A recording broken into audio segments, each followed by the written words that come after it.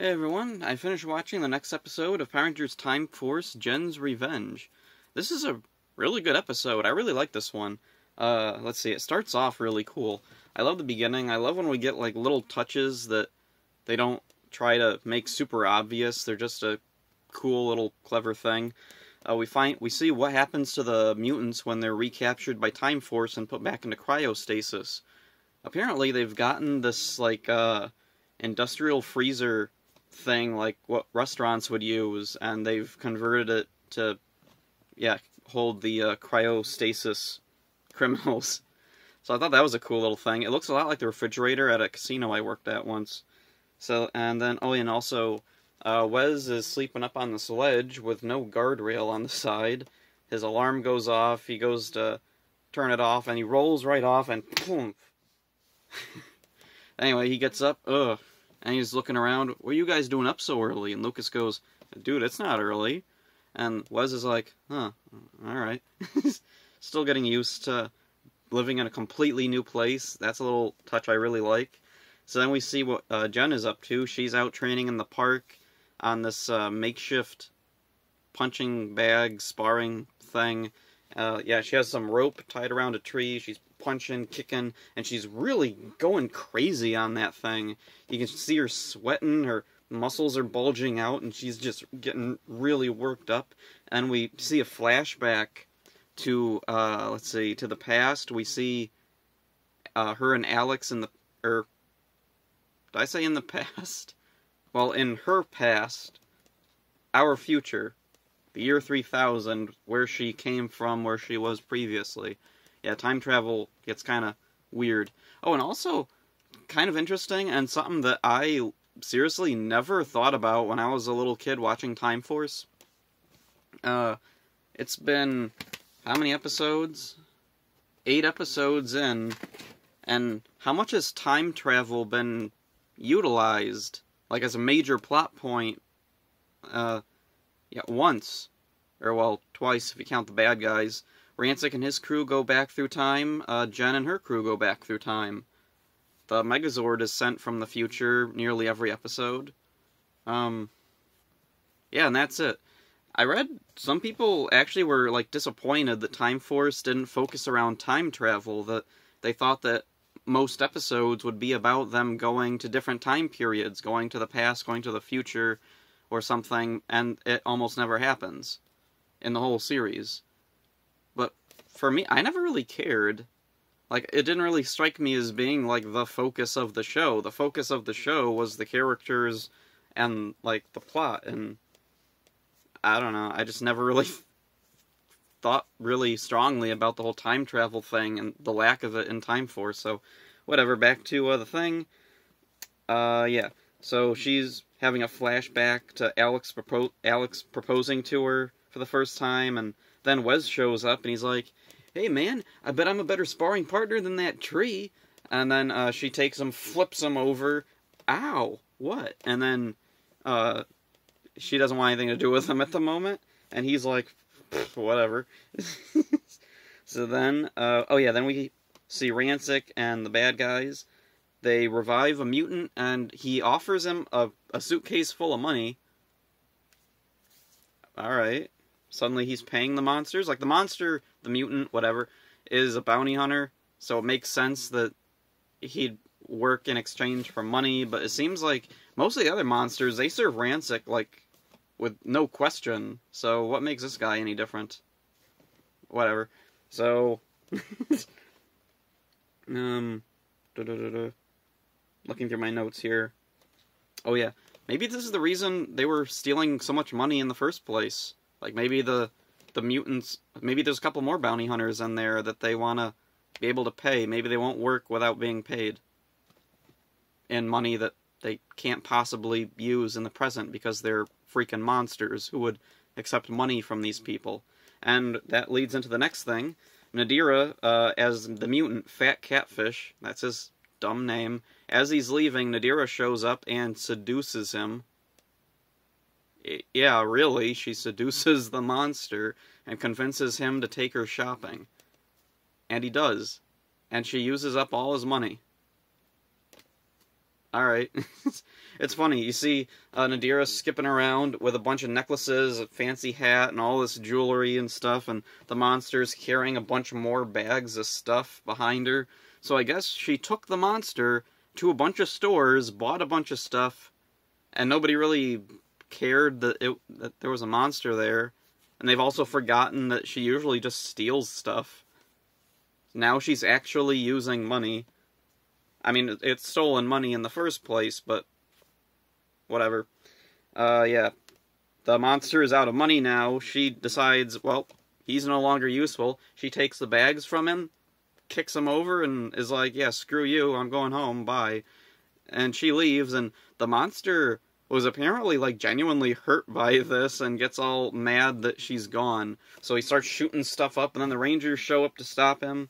And then, let's see, what's going on? Oh, yeah. The monster knows who Jen is, and there's a flashback to Jen and Alex arresting him.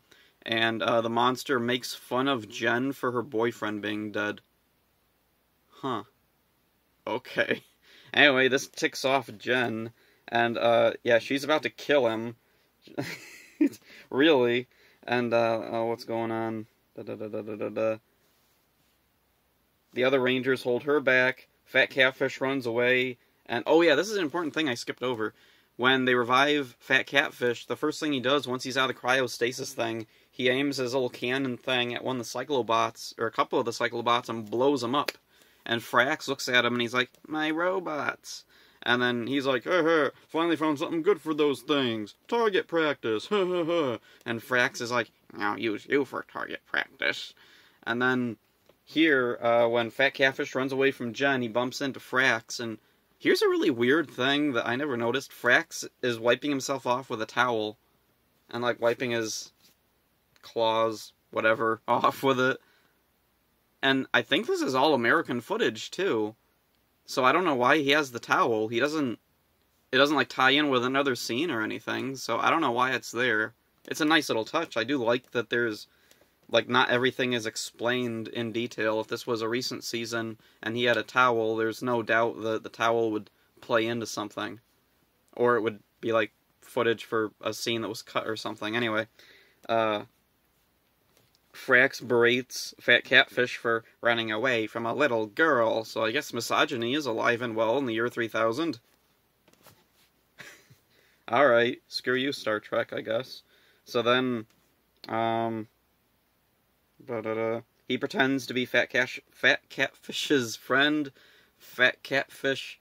Man, that's such a dumb name. He doesn't even look like a catfish. And he's not fat, either. I don't know where that name came from.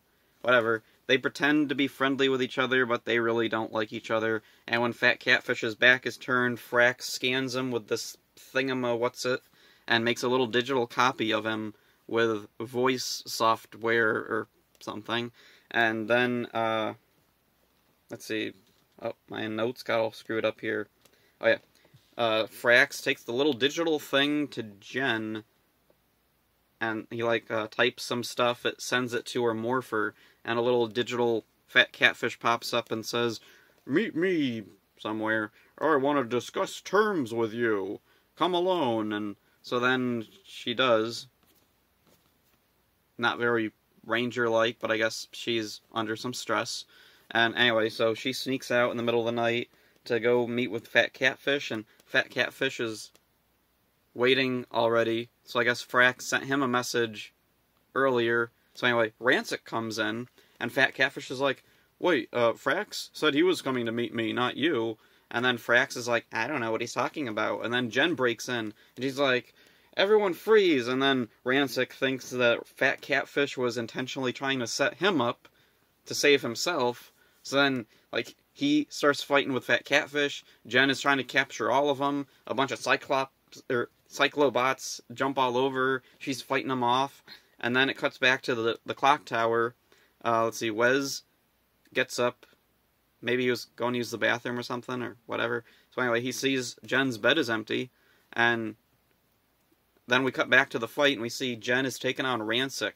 And Rancid is just beating the crap out of her. He has a sword up. He's about ready to just kill her. But then suddenly his arm starts and, like, pulsating, and he's screaming, grabbing his arm, and then he's yelling, "I need my serum!" And then Frax comes over, "I'll get you your serum, master." And then, just then, the Rangers come in, they rescue Jen, and while they're leaving, Ransik is like, "No, I can't let them get away," and he pulls a gun out, and he's shooting lasers all over the place, but he can't aim because his arm's all messed up, and, yeah. So then, let's see, the Rangers get Jen back to the clock tower, and she wakes up later with Wes sitting next to her holding her hand. And this is something really cool. We get to see Jen just with the crap beaten out of her. When they find her there, she's all pale and like barely staying awake. When they lift her up, she's like just thump. And then when she wakes up, we see her lips all bloody. She has a gash on her face. She has bandages all over. Her arms are like all bruised and messed up. And again, she's still pale. And it's really cool to actually see a character get wounded like this. Like, a fight actually has consequences in Power Rangers. Because, like, after this, we wouldn't really see this very much. After Wild Force, characters, like, the most they would get is maybe, like, one Band-Aid. Or, like, maybe one bruise. If that.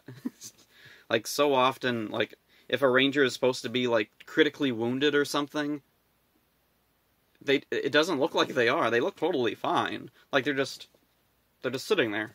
Like, totally, there's no bandages, no nothing. And it's just so jarring when I'm watching the Sentai and they're allowed to have, like, gashes and cuts and show the characters getting bandaged up. Like, it's not serious wounds. They're gonna heal, but for whatever reason, America's crazy squeamish against showing any kind of, like, the Rangers get hurt. Which is weird, because, like, superhero movies are, like, they have some violent scenes, and they're mostly geared for kids. Like, yeah, they get PG-13 ratings, but seriously, little kids go to see them. So I don't know what the disconnect is between the movies and TV shows, whatever. Back to the thing.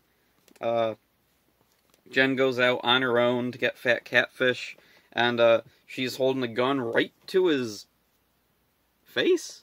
I'm not sure where his face ends and where his body begins, or even which part of him she'd have to shoot for it to be lethal.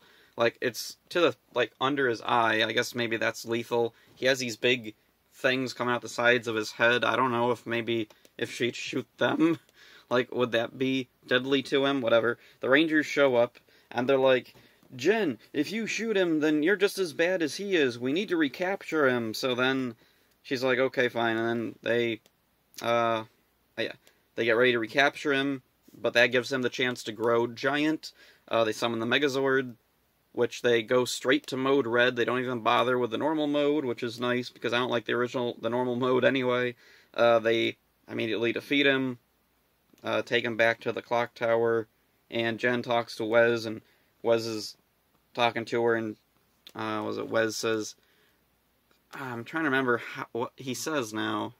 I know I'm not Alex, but something, I can't remember now. It was like kind of a profound line, and Jen says, "I like you the way you are," and then it shows the other Rangers in the background are spying on them, and then start making fun of her. "I like you just the way you are, Wes." And then they chase each other around and share a well-deserved laugh after all this stuff, and yeah, this is a good episode. I really like this one. Jen and her issues are really unique to Power Rangers this particular season. I can't really think of too many other seasons where a character is, like, actually suffering from, like, a PTSD episode. And, let's see, the Rangers stand out. I really like that they're always immediately ready to help. I kind of feel like if this was a current episode, they would have shoved a moral at the end, and the moral would be, like, always ask for help from your friends, because Jen clearly doesn't ask for help from her friends. But the thing is, it's a moral message, but it's kind of incidental to the plot, and it's very clear. It's obvious if you pay attention to the episode. Like, when I was a kid, that was exactly what I took from this, is Jen should have asked her friends, the Time Force Rangers, for help. And she didn't. That was wrong. Asking them for help would have been right.